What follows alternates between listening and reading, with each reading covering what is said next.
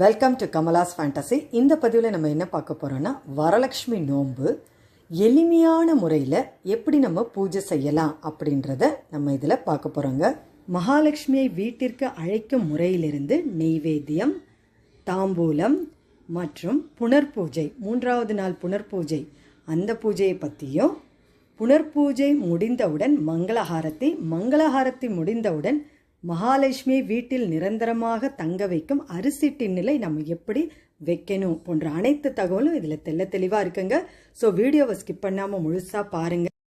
இந்த வீடியோவை சப்ஸ்கிரைப் பண்ணாமல் பார்க்குறவங்க சப்ஸ்கிரைப் பண்ணி வச்சுக்கோங்க. பக்கத்தில் வர பெல் ஐக்கானை கிளிக் பண்ணுங்கள். அப்போ தான் நான் போடுற ஆன்மீக பதிவு உடனுக்குடன் உங்களுக்கு நோட்டிஃபிகேஷனாக வரும். வரலட்சுமி நோம்பன்று காலையில் பார்த்தீங்கன்னா கோமாதா தரிசனம் கொடுத்துட்டாங்கங்க. கோமாதா பூஜையை நாங்கள் காலையிலேயே பண்ணிட்டோங்க. அடுத்து பார்த்திங்கன்னா கலசம் ரெடி பண்ணி எடுத்து வச்சாச்சுங்க. வியாழக்கிழமை அன்றைக்கே நாங்கள் ரெடி பண்ணி வச்சுட்டோம். ஆனால் வெள்ளிக்கிழமை காலையில் தான் நாங்கள் மகாலட்சுமியை அழைச்சிக்கிட்டோங்க. பாருங்கள், கலசத்தை அழகாக நான் ரெடி பண்ணி வச்சுட்டேன். கலசத்தில் என்னென்ன போடணுமோ அந்த பொருளெல்லாம் போட்டாச்சு. எலுமிச்சப்பழம், காதோர கருகமணி, ஜாதிக்காய், மாசிக்காய், ஏலக்காய், இதெல்லாம் அரிசி, பச்சரிசி, மஞ்சள் குங்குமம், வெத்தலைப்பாக்கு எல்லாம் போட்டு ரெடி பண்ணி வச்சாச்சு. சுமங்கலியை அழைக்கிற மாதிரி வெத்தலைப்பாக்கு பழம் வச்சு பூஜை பண்ணி இப்போது முதல்ல காமாட்சி விளக்க முதல்ல எடுத்துகிட்டு போய் அங்கே போய் வச்சிடுறேங்க. நெக்ஸ்ட்டு மகாலட்சுமியை வீட்டில் அழைச்சிக்கிறோங்க. பாருங்கள், நல்லா பாடல் பாடி அந்த மகாலட்சுமியை வீட்டில் எடுத்துகிட்டு வந்துட்டுருக்கேங்க.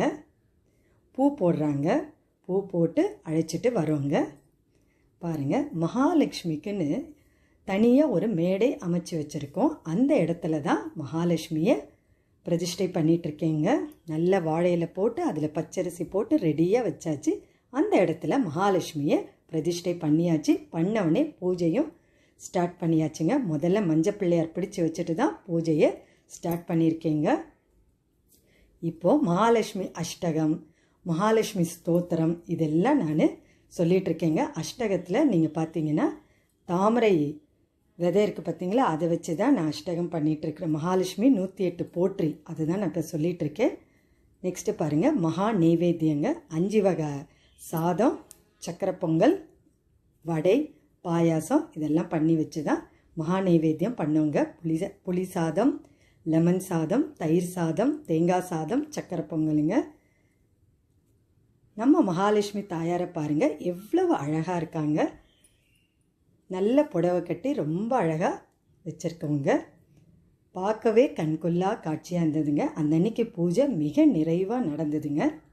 இது மத்தியானம் மகா நெய்வேத்தியம் நாங்கள் பண்ணிட்டோங்க. மேலே பெருமாள் படமும் வச்சாச்சு.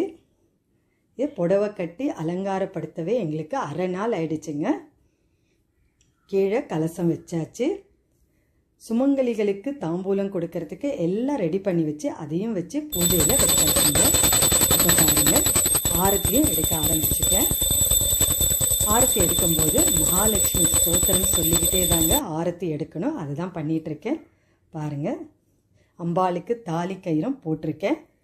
மஞ்சக்கிழங்கும் போட்டு ஒரு தாலி கயிறாவும் போட்டிருக்கேன். அதில் மஞ்சள் குங்குமமும் இட்டிருக்கேன். மாலை நேரத்தில் சுமங்கலிகளுக்கு பாத பூஜையும் பண்ணி தாம்பூலம் கொடுத்தாச்சுங்க. இப்போ நீங்கள் பார்க்குறது 3வது நாள் புனர்பூஜை தாங்க பார்த்துட்ருக்கீங்க. புனர்பூஜை முதல்ல நம்ம நெய்வேத்தியம் வச்சு பூஜை எப்பவும் போல் பண்ணிடணுங்க. ஆரத்தி எடுக்கணும். அதை தான் இப்போ நீங்கள் பார்த்துக்கிட்டு இருக்கீங்க. ஆரத்தி தான் நான் இப்போ எடுத்துட்ருக்கேங்க. ரொம்ப நிறைவாக நடந்ததுங்க. பாருங்கள், மகாலட்சுமி விளக்கும் நான் வச்சுருக்கேங்க. அன்றைக்கி புனர்பூஜையில் பார்த்தீங்கன்னா கொழுக்கட்டையும் ஸ்வீட்டும் வச்சு தாங்க நான் பூஜை பண்ணேன். அந்த அன்னைக்கு அதுதான் நெய்வேத்தியமாக நான் வச்சேங்க. மிக அழகாக அந்த பூஜை நடந்ததுங்க. அடுத்தது நம்ம துளசி செடிக்கும் பூஜை பண்ணிடணுங்க. புனர்பூஜை அப்போது துளசி செடிக்கும் பூஜையை பண்ணணுங்க. இப்போ நான் அந்த பூஜையை தான் பண்ணிகிட்ருக்கேன். பூவும் வச்சாச்சு துளசி மாதாவுக்கு. அடுத்து பார்த்திங்கன்னா புனர்பூஜை பண்ணும்போது கூட நம்ம தாம்பூலம் ஒருத்தருக்கு கொடுக்கணுங்க. நான் அதை தான் கொடுத்துட்ருக்கேன்.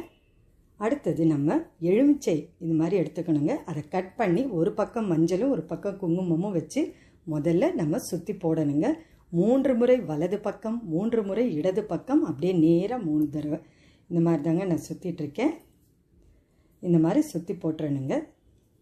சுற்றி போட்டவுடனே அதை கொஞ்சம் எடுத்து லைட்டாக அப்படி கடவுள்கிட்ட கொஞ்சம் விடணுங்க. விட்டுட்டு அதை வீட்டுக்கு வெளியே இந்த மாதிரி மஞ்சள் குங்குமம் நல்லா தடவி எடுத்துட்டு வீட்டுக்கு வெளியே கேட்டில் நான் வச்சிட்ருக்கேங்க.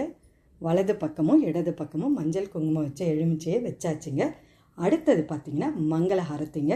தாம்பூலத்தில் இது மாதிரி கொஞ்சம் குங்குமமும் தண்ணீரும் விட்டு 2 நெய் தீபம் இட்டு நம்ம கடவுளுக்கு மங்களஹாரத்தி பாடல் பாடிக்கிட்டே தாங்க ஆரத்தி எடுக்கணும். அதை தான் இப்போ நீங்கள் பார்த்துக்கிட்டு இருக்கீங்க. மிக அழகாக ஆரத்தி இப்போ நான் எடுத்துட்ருக்கேங்க. இப்போ நம்ம சாமி கும்பிட்டுட்டு வாமா மகாலட்சுமி என் வீட்டில் நிரந்தரமாக இங்கேயே தங்கிடுமான்னு சொல்லி வேண்டிக்கிட்டே என் குடும்பத்தை நீதாமா காப்பாற்றணும்னு சொல்லிக்கிட்டே நம்ம அரிசி டின்னில் மகாலட்சுமியை நம்ம ஆவாகனம் செஞ்சிடுறோங்க. அதுலேயே மகாலட்சுமி இருப்பாங்க. வச்ச உடனே நம்ம தீபம் ஏற்றி வைக்கணுங்க. மகாலட்சுமி கிட்ட கொஞ்ச நேரம் தீபம் ஏற்றி வைக்கணுங்க. பாருங்கள் மகாலட்சுமி தாயார் எவ்வளோ அழகாக அரிசி டின்னில் இருக்காங்கன்ட்டு.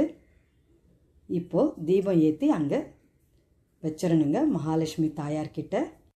இந்த தீபம் எவ்வளோ நேரம் எரியணும், அதுக்கப்புறம் கலசத்தை எப்படி பிரித்து அதில் உள்ள பொருளெல்லாம் எப்படி நம்ம எடுத்து வைக்கணும், தாயாரின் முகம் எப்படி எடுத்து வைக்கணும் போன்ற அனைத்து தகவலும் அடுத்த பதிவாக வெளியே வருது.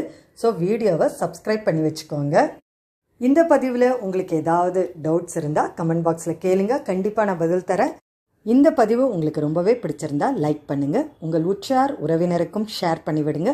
அடுத்த ஒரு நல்ல ஆன்மீக பதிவோடு உங்களை சந்திக்க வரேன்.